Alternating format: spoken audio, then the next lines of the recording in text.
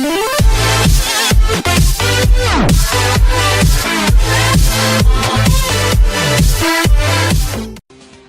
O'Reilly Factor is on tonight.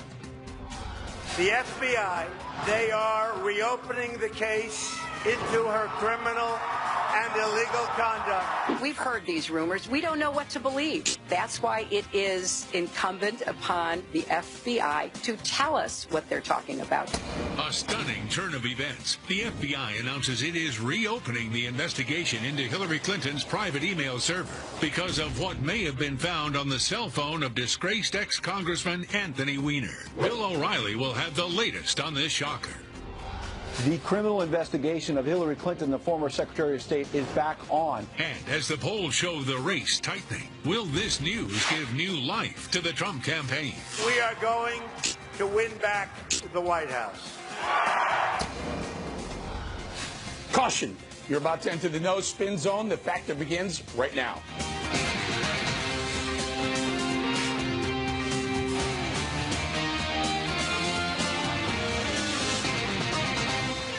Hi, I'm Eric Bowling in for Bill O'Reilly. Thanks for watching us. Bill will join us in just a moment and throughout the hour with tonight's breaking news story, stunning new developments in the Hillary Clinton email scandal as the FBI announced it's reviewing newly discovered emails that could have a direct bearing on that case.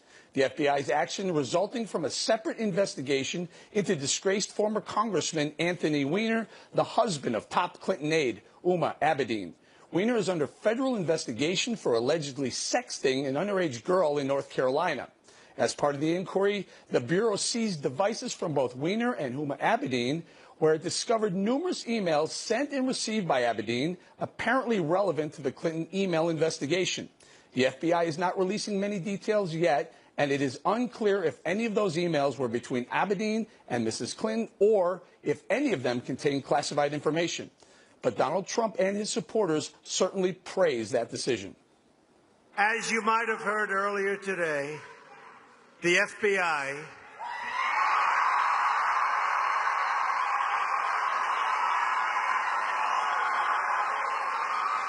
after discovering new emails is reopening their investigation into Hillary Clinton. I have great respect for the FBI for righting this wrong. The American people fully understand her corruption, and we hope all justice will finally be served. And just a short time ago in Iowa, Hillary Clinton addressed the news for the first time.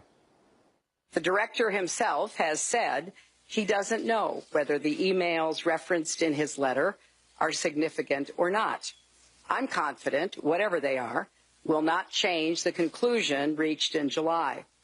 Therefore, it's imperative that the Bureau explain this issue in question, whatever it is, without any delay.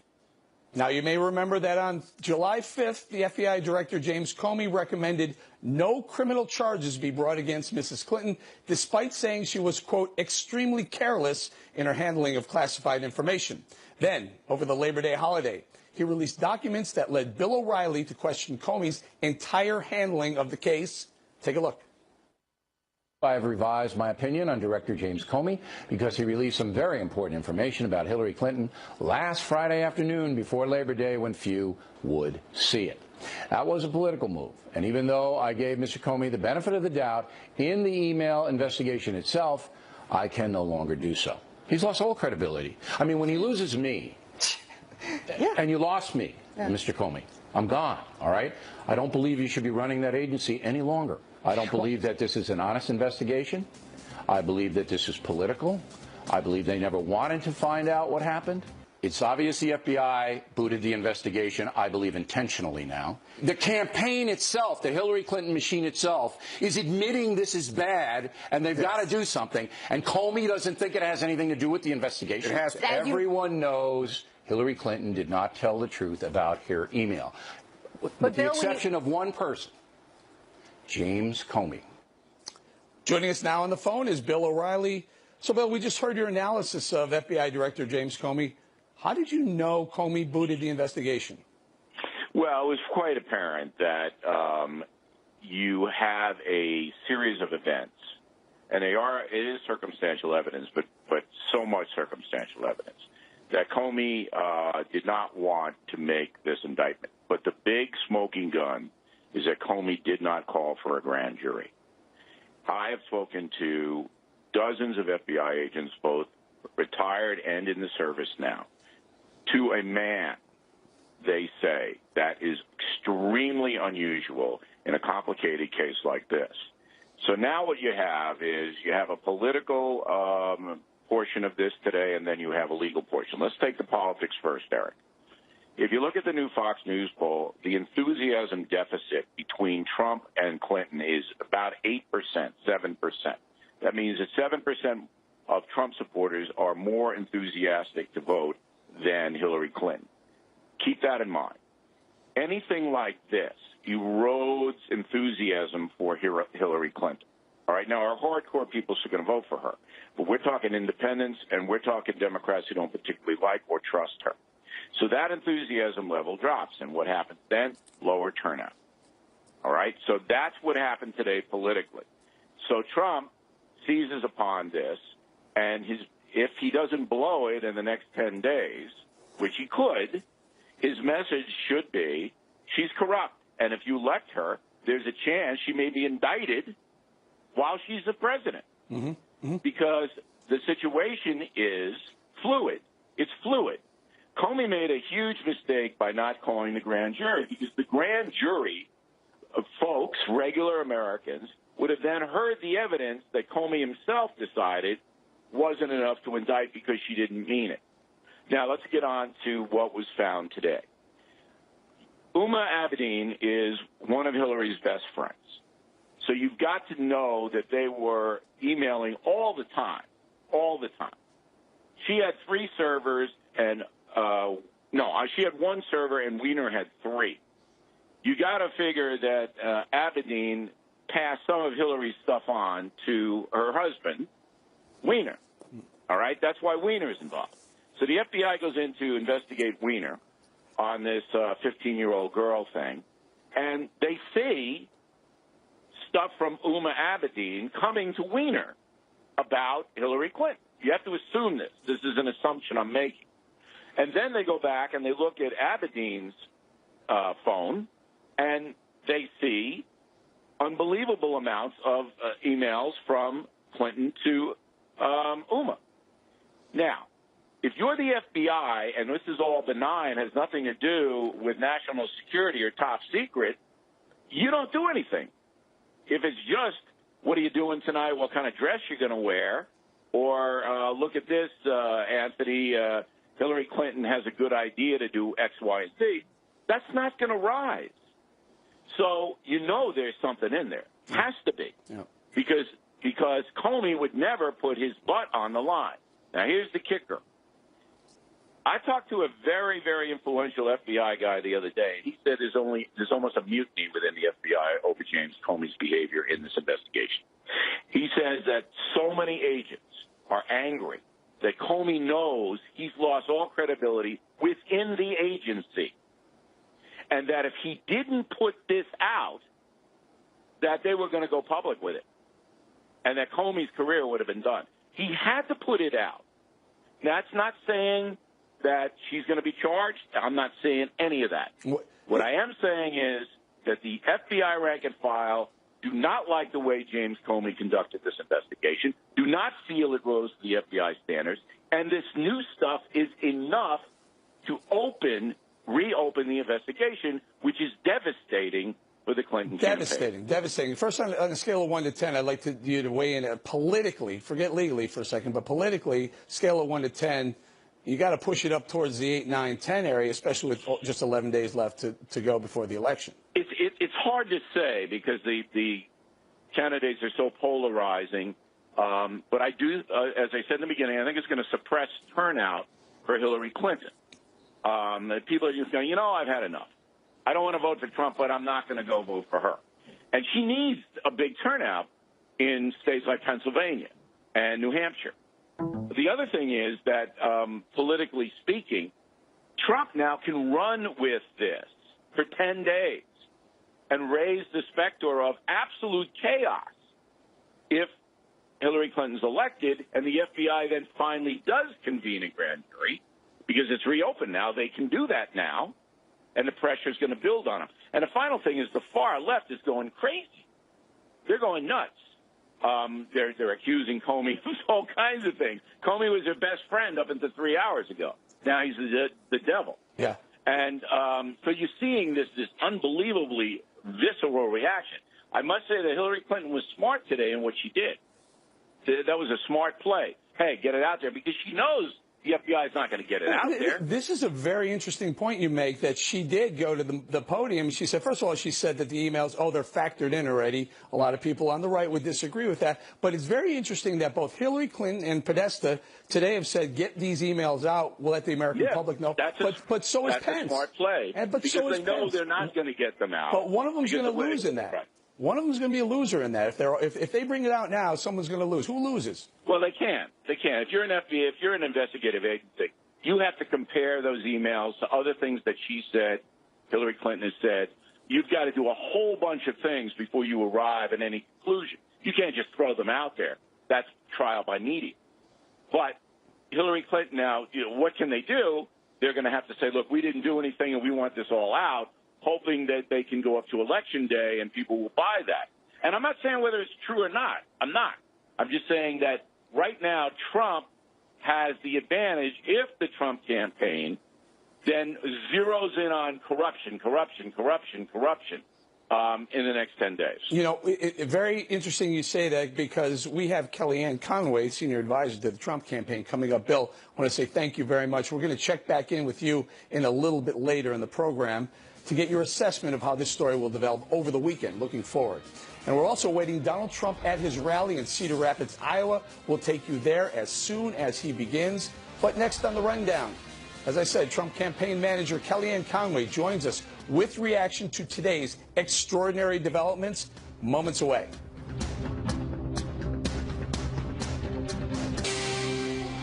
In the Impact segment tonight, the Trump campaign's reaction to today's news that the FBI is looking at newly found emails that might impact the Hillary Clinton email case. A Donald Trump rally is set to begin momentarily in Cedar Rapids, Iowa. We'll go straight to it when Trump takes the stage. But in the meantime, joining us now from Trump campaign headquarters in New York City, his campaign manager, Kellyanne Conway. Kellyanne, Hillary Clinton, about an hour ago, said this is factored in, this email, this new reinvestigating Hillary Clinton. Is it factored in for the voters? No, it's not weak spin on her part. And the reason it's not factored in is it's a separate investigation. And it also presumes that people in her orbit did not turn over every device they were asked to turn over. So maybe there are one or two still out there. It's reported today that it'd be a device with Huma Abedin, one she shared with her husband, Anthony Weiner, who's under investigation for sexting, as you know.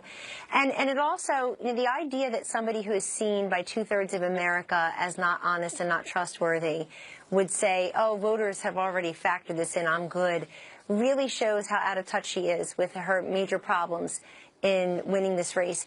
If you have people who are already questioning your veracity, questioning your fitness to lead, if you're under your second FBI investigation in the same year, then you do have a problem, a corruption and ethics problem. And that's really been dogging her all along. We know that. When you look at who the undecided voters are in the Fox News poll from last week, Eric, they would be Trump voters. They're 13% independent, 10% white men and white women without a college degree, 9% rural voters, and 7% of undecided overall. They will come home to Donald Trump when they hear things like this, because they'll say, you know what, I'm already reluctant and hesitant to vote for Hillary Clinton, and this confirms my worst suspicions. Plus, Donald Trump's out there talking about defeating ISIS, creating jobs, renegotiating really bad trade deals, and repealing and replacing Obamacare. This is what I want to ask you. So you've had a couple of major gifts thrown into your lap this week. You have the White House acknowledging the fact that Obamacare premiums are skyrocketing, and then you have this. How does Donald Trump stay focused on message and not chase a rabbit down the rabbit hole? Well, he is. He's about to give his third of 3 speeches today where he talks about repealing and replacing Obamacare. He talks about specifically about the hike in premiums, somewhere like in Arizona, maybe even more than 100% increase hike. Other states like Pennsylvania, New Hampshire, North Carolina, they're coming out with what their hikes will be. And Obamacare is still the best example we have of how intrusive, invasive, expensive, and expansive the federal government becomes in our lives. And he's out there talking about that. He's out there talking about creating 25 million jobs over 10 years, unleashing energy independence, reducing taxes across the board, including for middle-class families, elder care, child care, tax credits. I mean, this guy has many different policy plans if people actually want to go and read them. And you've got Hillary Clinton playing defense with 11 days to go. A woman who reportedly did focus groups and polling 2 years before the election is not going to be able to figure out a plan B here, I promise you. And you're a pollster, too, by trade. Is this enough to change the momentum to tighten the polls or even flip them?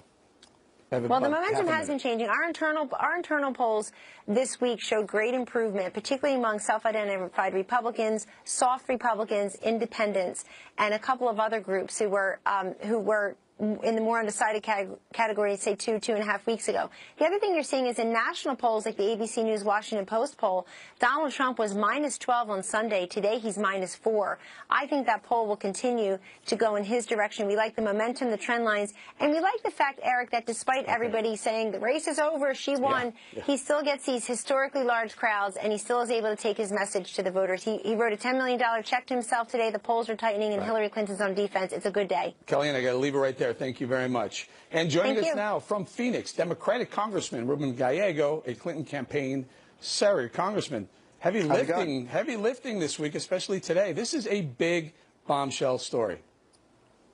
Well, we're excited here in Arizona. We will be seeing Secretary Clinton this coming Wednesday. We're a swing state this year because of the historic, horrible candidacy of Donald Trump and the good candidacy of Secretary Clinton. So we feel good here in Arizona. Okay, so Hillary Clinton came to the microphone about an hour ago and said this new email investigation is factored in. You buying that? We certainly think so. Here in Arizona, we've been hitting the doors, talking to thousands and thousands of citizens, and what we are hearing is they're focused on the issues, and the issues that matter to them are not email issues. They're the everyday bread and butter. Who's going to get me a job? Who's going to help my kids go to college? And for that reason, right now, Secretary Clinton is winning in Arizona, a traditional red state. Yeah, but don't you think it actually, this new investigation, don't you think that goes to her character, her decision-making? I mean, she's kept Uma Abedin very close, knowing for the better part of the last 3 years, Anthony Weiner, Carlos Danger, has been, playing around with emails, getting in trouble. I think it's just unfair for this to be characterized as it is right now. This email was not on her server. The director has been a little vague about them. He should come out and actually clarify this even more. But this whole issue has been exploited by the Republican Party as well as the Trump campaign. What are you suggesting with FBI Director Comey? What do you think his motives are? Oh, I don't think he has any nefarious motives, but I do think that it is incumbent upon him, since people are very confused, to come out and explain exactly what he means. The letter was too vague, and that's why it's been exploited by the Trump campaign and by a couple of the Republican members of Congress that got this. He put this to sleep. He recommended no indictment, no further investigation by the DOJ months ago, and now for him to take the very, very massive step of saying, let's start re-examining some of these. We found new information. There's got to be some there, doesn't there? Well, it's incumbent upon him not to just stay silent and actually explain himself. And this is why the Hillary campaign has been very clear that they want him to explain more and fully release all the information as fast as possible. But he said new evidence. They have nothing to hide. They have nothing to hide. New evidence pertaining to Hillary Clinton's email. We already knew they had an investigation into Anthony Weiner and his sexting with an alleged underage woman. It's incumbent upon him to actually explain more fully what's going on. Are you sure you want that? And the Secretary Clinton has been very clear. He may be doing you a favor by waiting until there's only 11 days left. Secretary Clinton has been very clear that she has nothing to lose here. She has nothing to hide.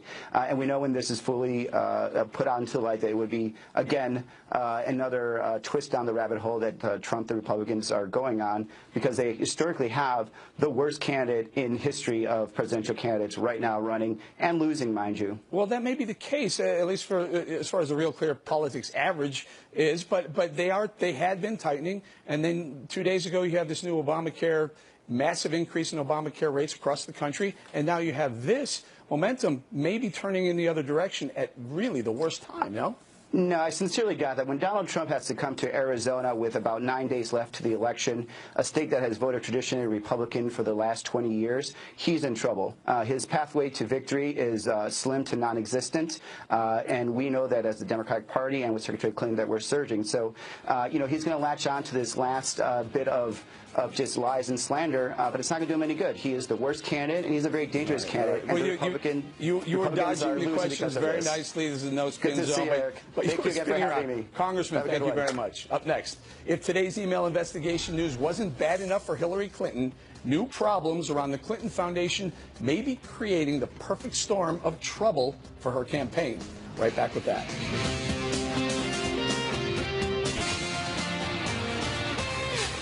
In the Factor follow-up segment tonight, on top of the FBI returning to an inquiry of the Hillary Clinton email scandal, Mrs. Clinton is also being haunted by troubling questions about how the Clinton Foundation is being run.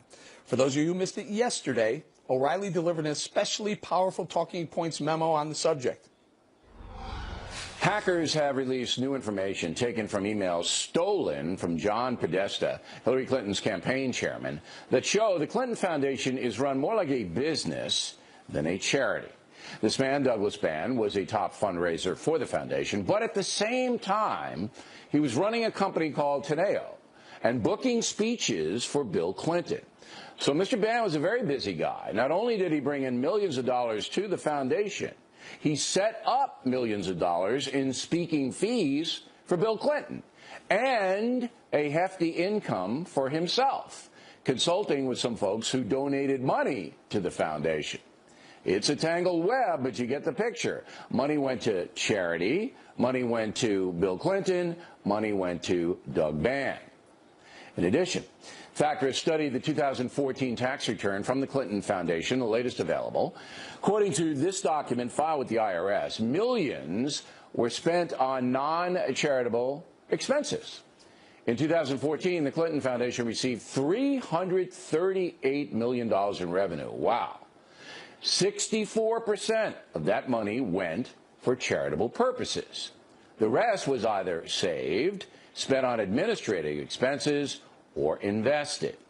Including in the expenses are lavish salaries for Clinton pals.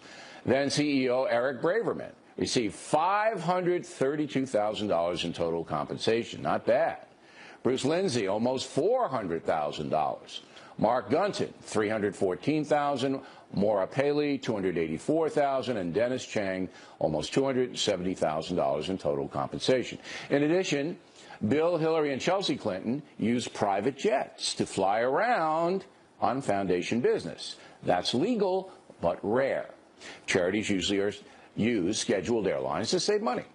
To be fair, Mr. and Mrs. Clinton are very high-profile people. Secret Service agents are needed, but there's no question the private air travel afforded them an opportunity to do whatever they wanted to do and go wherever they wanted to go. That is a huge advantage for a politician planning to run for president, is it not? Talking Points believes the Clinton Foundation is a joint venture, business, political, and charitable. The Clintons figured out how to accomplish all three things under the foundation banner. It is left to you, the voter, to decide whether that is ethical. One footnote, I run my own charitable foundation named after my parents. I take nothing. No salary, no travel, no expenses. Bill, Hillary, and Chelsea Clinton do not take salaries, but they certainly have benefited from the money the foundation has received and the transactions that go back and forth. And that's the memo. Wow. Now, in addition to the new chapter in the email investigation and the questions about how the Clinton Foundation is operating, the conservative advocacy group Judicial Watch is filing a lawsuit asking the FBI to release records about a meeting between Bill Clinton and Attorney General Loretta Lynch on an airport tarmac over the summer. Joining us now from Washington to weigh in on this cauldron of controversies, Tom Fitton, the president of that group, Judicial Watch. Tom, so the big question, you want to know what took place between Bill Clinton and AG Loretta Lynch in Arizona on the tarmac, on the airplane. How are you going to get that information? Well, assuming it wasn't recorded, presumably they went into crisis mode once it became exposed and discussed what went on and how they were going to handle it. And I think that would be illuminating and educational for the American people to know about that meeting that the Attorney General admitted cast a cloud over the criminal investigation of Hillary Clinton, a cloud that I don't think has been lifted, and it certainly isn't helped when they're in cover-up mode over it, and we had to go to federal court to get this basic information. They completely ignored our request. Mm-hmm. And I think at one point Bill Clinton said they talked about golf.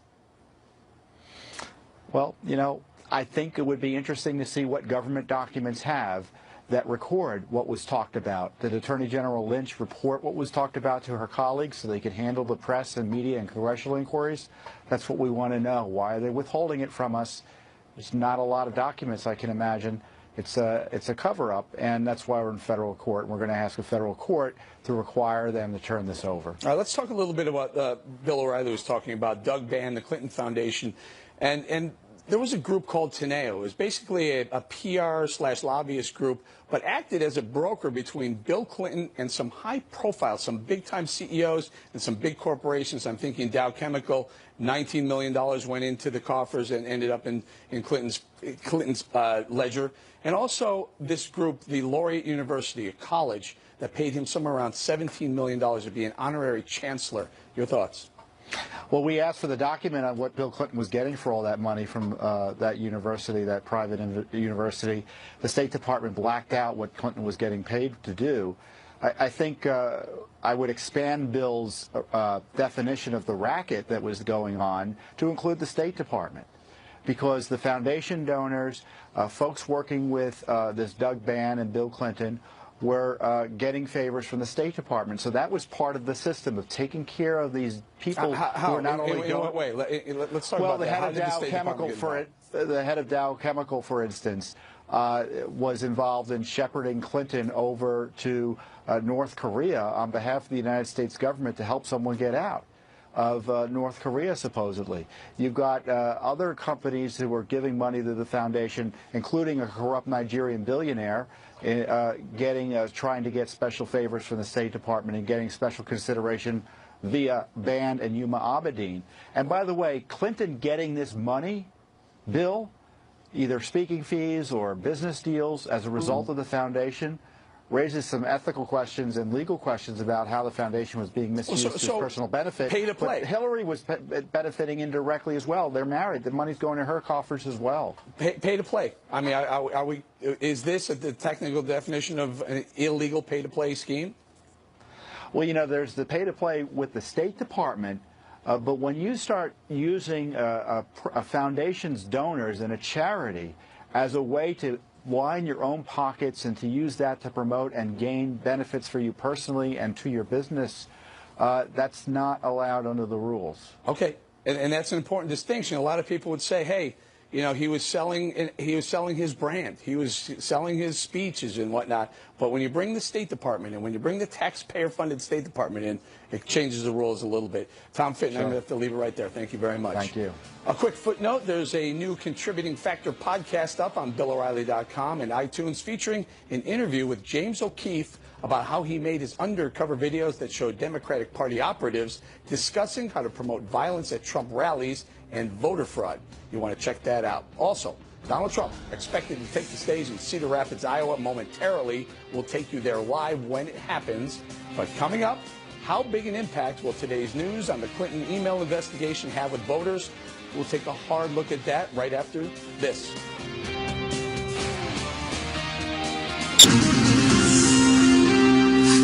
In the Unresolved Problem segment tonight, the political fallout from the Clinton email investigation. How much sway will this have on voters with just 11 days until the election? Joining us now with reaction from my hometown, Chicago, Tom Bevan, executive editor of Real Clear Politics, and with us in New York in studio, Jessica Tarlov, a Democratic pollster and strategist. Tom, hometown Chicago. The momentum started to change in your average. It got as high as 6 or 6.5 or so a few days ago, and it tightened to 5. Will this help it tighten even further, and how much further? Well, it's hard to say how much further. I mean, I think it will tighten. The one sort of defining feature of this election is whoever's been under the spotlight has suffered, because it reminds the public about all the worst things that the candidates, all the worst perceptions that the public has about that candidate. Donald Trump was under the spotlight pretty intensely for the last couple of weeks. Now it's shifted. Hillary Clinton is under the spotlight here with just 11 days left. And so given what we know about this race, that's not good news for her. And I think we probably will see the polls tighten, but hard to say how much at this point. All right, Jess, October surprise. We had a oh my God. And there's still 3 days left. I wasn't ready for this at all. It was not a great day. Yeah, I agree with what Tom just said. We can't know how much. I think they will continue to tighten. We know that at this point in the 2012 election, Obama was just up 1 point on Romney and then came back to win by 4. I always thought it was going to be close, kind of that she was going to win by 2 to 4 points, and it looks like that's still possible. But there's no doubt that this wasn't good, and also something they were completely unprepared for. And I think you're really seeing that. I think John Podesta put out a good statement. I think Hillary did the best that she could, saying, I want to know what this is about. James Comey, if you're going to say it, tell us what it is. But Donald Trump, he's been on message for the past few days, and keep hammering this and Obamacare and the economy, and you got yourself a ball game. Tom, talk to us a little bit about these undecideds. I mean, clearly she hasn't hit a 50% mark on any poll, maybe one poll or so. She keeps polling around 45%. He's around 40 or so.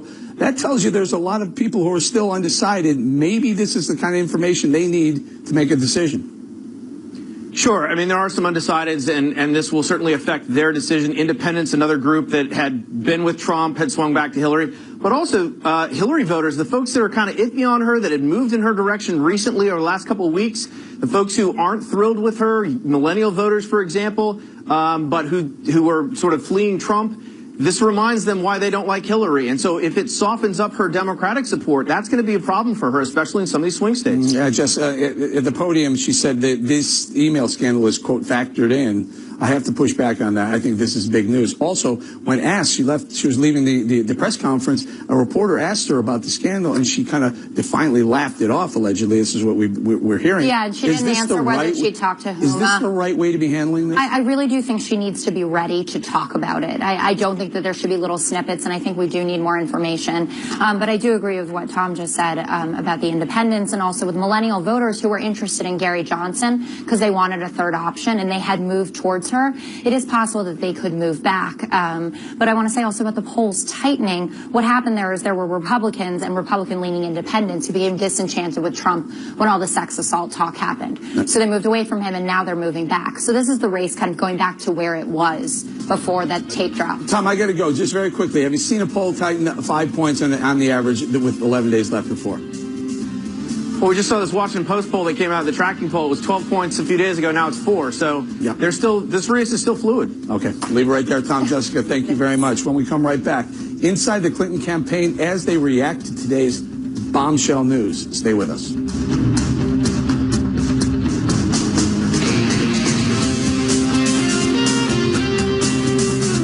Favorite shows on Channel 114, plus every story, every 15 minutes. Fox News headlines 24/7, Channel 115. The O'Reilly Factor, the #1 cable news show for 16 years and counting. Thanks for staying with us. I'm Eric Bolling in for Bill O'Reilly. And in the Campaign 2016 segment tonight, how the Clinton campaign is responding to today's FBI bombshell, an October surprise few saw coming. Joining us now from Washington, Fox News Chief National Correspondent Ed Henry, and from Des Moines, Iowa, Fox News Correspondent Jennifer Griffin, who's covering the Clinton campaign. Jennifer, I want to start with you because right after Hillary Clinton left that press conference where she said this is factored in, the emails are factored in, she was apparently stepping off stage, reporters heard her defiantly laugh when asked about this email scandal. Well, it's really interesting, Eric. At first, we weren't sure whether she was going to address the scandal at all. She had been at 2 campaign stops. She didn't address it in her prepared remarks. Then she held an impromptu press conference, took about 3 questions from the traveling press. And as she was leaving, the NBC reporter shouted a question to her and said, "Do you think this will sink your election?" And she threw her head back and she laughed defiantly. She did not answer the reporter. But earlier in the press conference, what she said is that the FBI had not contacted contacted her. She did not know what they were referring to. They don't know. She would not confirm whether it was, in fact, as we've been reporting all day, based on a law enforcement source, that it was 4 devices that were taken by the FBI as part of that investigation into Anthony Weiner's alleged sexting with an underage girl. One of those devices, I was told, belonged to Huma Abedin. There are some reports that one of the devices was also a shared computer used by Anthony Weiner and now his estranged wife, Huma. Huma was traveling with Secretary Clinton today, but we did not see her in the rally behind me here at the gymnasium. Again, she took just a few questions, and she was defiant in her tone. She called on the director of the FBI to release what he knows, because she felt with 11 days left, the voters need to know what he has. Yeah, and Ed, the political fallout is what? I mean, it feels big. I mean, all the networks are covering this wall to wall because this is a big story. Yeah, I mean, it's hard to tell, but one clue, I think, that they're nervous in the Clinton camp is everything Jennifer just reported. She actually took questions. She hates dealing with the press. She hates taking questions. Yes, she's done it a little bit more lately, but she's winning right now in most polls. It's not done, but she's winning. So she could have tried to run out the string for the next 11 days. But they know, as you say, Eric, this is a big deal. So they're trying to, sort of blunt the damage from James Comey by getting her out there and pushing back. But some of what she said in the news conference, we should pick apart. It rings hollow. She challenged the FBI to put it all out there. We want the facts. We want more information. If Hillary Clinton wanted information out there, why is it taking so long for her to explain the server? Why was the server kept secret literally for years, Eric? That's hard to square. Yeah, and Jennifer, I cannot imagine. Now, you reported that she was on the airplane, Hillary Clinton was on the airplane, but the internet was down. She didn't know this bombshell was coming until she hit the tarmac, and reporters said, hey, what's going on? Well, exactly, and the reporters traveling with her didn't know either, because the Wi-Fi was down for all of them. And so when she came out of the plane, and the pool reporter, Tamara Gitt, our embedded reporter, shouted a question saying, what had she been contacted by the FBI? She just smiled and waved. And at first it looked like she was just trying to ignore the press, but it really does seem like they were caught unawares. She also made a political point that she said that the letter was addressed just to the Republican heads of committees on Capitol Hill, the Intel Committee and others, but we know that, of course, it went to both sides, also House and Senate. Jen and Ed, I got to leave it right there and say thank you very much. Thank you. And no Friday night of mine would be complete without Geraldo Rivera, who joins us live from Arizona right now. Geraldo, what do you make of everything that's happening today with the FBI re-examining the investigation? The odd couple, me and you. And, specifically, I want to get your response to the Anthony Weiner connection specifically. Oh, Anthony Weiner disgusts me. Actually, disgust is how I've responded to this whole renewed, bombshell here. Until about noon today, James Comey, the FBI director, was the devil of the right and the hero of the left. He made his announcement that the case was reopened. Suddenly, that's flipped. So everybody that was saying James Comey is in the tank for Hillary Clinton is now suggesting that James Comey is trying to influence this election. It was a bombshell, mainly because the FBI has a tradition of not interfering with the electoral process. Here we're 11 days from the most significant election in our lifetime, maybe, and the FBI is intruding in this way that I think is very, very profound. I think that there must be some there. I can't imagine that Comey would do something so unprecedented, so extraordinary, if at least the preliminary assessment of these emails didn't but what do you think show something that was significant. I mean, do you think it's that there's some classified material, or does it get bigger? Because, as you know, to start re-examining a case that they kind of put on ice for a while would take something fairly explosive. Well, I have no idea, but I mean the whole notion that Huma Abedin would allow this sleazy pervert husband of hers access to her computer and presumably access to communications Huma had, confidential communications with the Secretary of State, is mind-boggling to me. But I have to say this about James Comey: this is the biggest cover your ass I have ever seen in modern politics or law enforcement. He was battered by the criticism from O'Reilly and others, And now he is responding. He saw this maybe late yesterday, early today, and said, oh, my God, I'm not going to sit on this for 11 days. I'm going to release it the day after the election. People are going to lynch me. You don't even give him the credit that he found some information and decided to be transparent and bring it to the market or bring it to the news when he found it. You're saying there's some sort of political motivation in this? We're a nation of tradition. And the fact that the director of the Federal Bureau of Investigation would release something like this 11 days before the election is mind-boggling. You should have waited? You're not suggesting he should have waited 11 days? Now Hillary and Podesta on that side, the Republicans in Congress, Trump and Pence on the other side, are saying, okay, what do you got? Let's release it. What's Comey going to do now? Now you're 11 days out. So tomorrow is Saturday, Sunday. So now on Monday you're going to do it 7 days, 8 days before the election. Why would he respond to Podesta's demand to release stuff? It's evidence. You're a litigator. You investigate. You compile the evidence.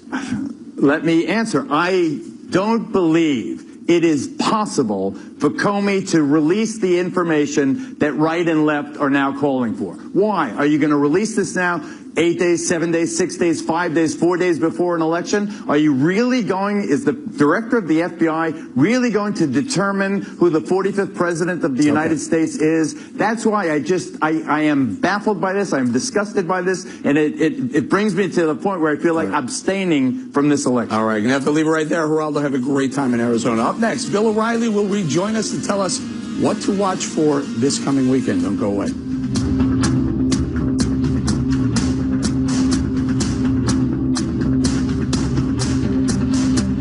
In the Back of the Book segment tonight, Bill O'Reilly joins us now on the phone to tell us what to expect this coming weekend. Bill, every day something new. What do you think is going to happen this weekend?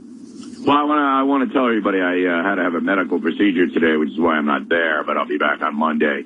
I was surprised with Geraldo because it comes down to this. The American people want to know what happened or not. Do they want justice or not? I'm not convicting Secretary Clinton of anything.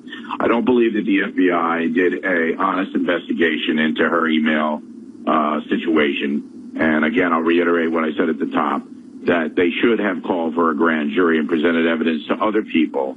That's the way our system works, not just have James Comey make this unilateral situation. And then with the appearances of impropriety that we know about Loretta Lynch and Bill Clinton, now we know that Justice Department officials were having dinner with John Podesta. I mean, there's all kinds of stuff that never should have happened, yet guys like Geraldo are saying, well, this is terrible, 11 days out.